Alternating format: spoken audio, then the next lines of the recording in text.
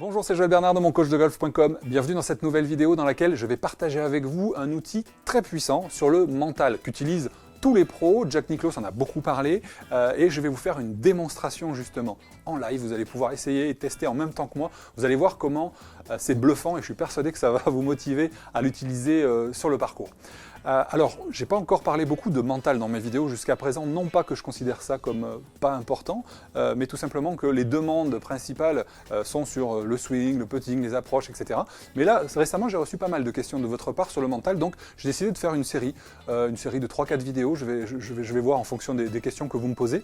L'esprit, si vous voulez, c'est que je considère que le mental est vraiment incontournable, hein, évidemment. Beaucoup de gens vont vous dire que 90% du jeu dépend du mental. Alors moi, je vais être un peu plus sur la réserve, puisqu'effectivement, le mental est vraiment hyper important, mais quand on ne sait pas faire un coup, quand on ne sait pas sortir d'un bunker, quand on ne sait pas faire une approche levée, ou quand on ne sait pas taper son drive, le fait d'avoir un bon mental ne va pas vous apprendre à faire un coup. Ça, on est bien d'accord. Mais quand vous êtes capable de faire un coup et que vous le ratez dans certaines situations, là, ça devient effectivement du mental, et beaucoup de golfeurs auraient intérêt à apprendre des techniques. Et d'ailleurs, dans ma formation Les secrets d'un swing régulier, j'y consacre 2 modules entiers, hein, un sur le mental, un sur la gestion des émotions. Et de toute façon, pour moi, c'est vraiment incontournable. Vous le savez, j'ai coaché des joueurs en individuel, en équipe, sur des championnats de France, sur des compétitions internationales. Et là, le mental, évidemment, plus le niveau augmente, c'est le mental qui fait la différence. Donc, ce que je veux vous dire, c'est que grosso modo, avant d'être un golfeur, nous sommes un être humain. Et un être humain, ça a un corps que j'appréhende par le biais des profils de coordination innés. Ça a un cerveau, donc on émet plus de 60 000 pensées par jour. Donc ces pensées-là, il faut apprendre à les contrôler. Et on a un cœur, c'est-à-dire qu'on a des émotions, c'est ce qui fait de nous justement des humains.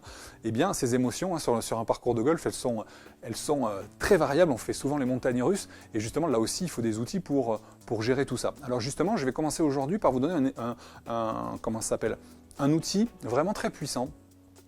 Qui va jouer cette fois-ci sur le cerveau, donc sur le mental et sur les pensées que vous allez avoir, c'est la visualisation. La visualisation, on en a beaucoup parlé, mais aujourd'hui, je veux vous faire prendre conscience à quel point ça peut être un levier énorme dans le résultat de vos coups, à la fois, on va dire, sur le prochain coup que vous allez jouer, mais aussi dans la durée, puisque nous sommes des êtres d'habitude et que toutes les habitudes que nous avons, eh bien, induisent tout simplement les résultats que nous obtenons.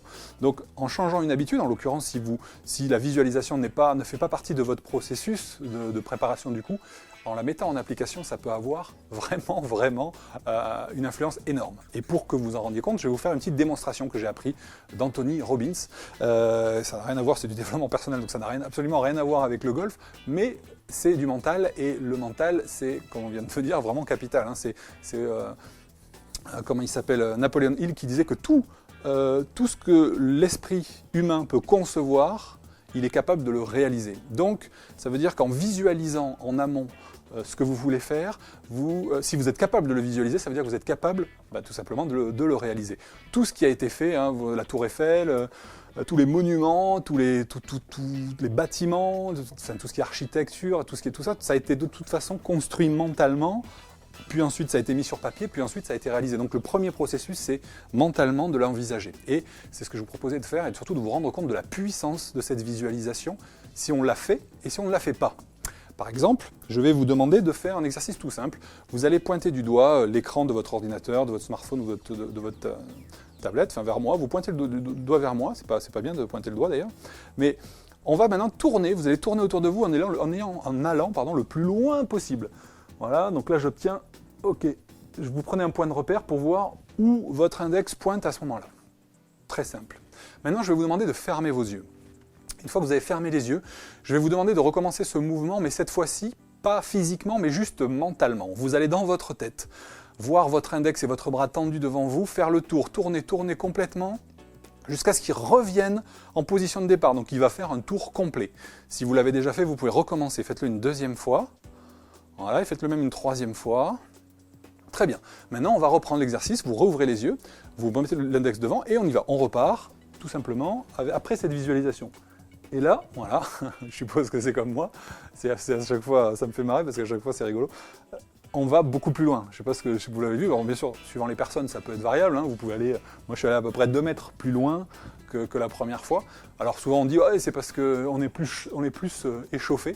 Alors figurez-vous que j'ai tourné cette vidéo juste avant et que j'avais, comment ça s'appelle, plus de batterie dans mon micro, hein, puisque j'utilise un système de micro sans fil.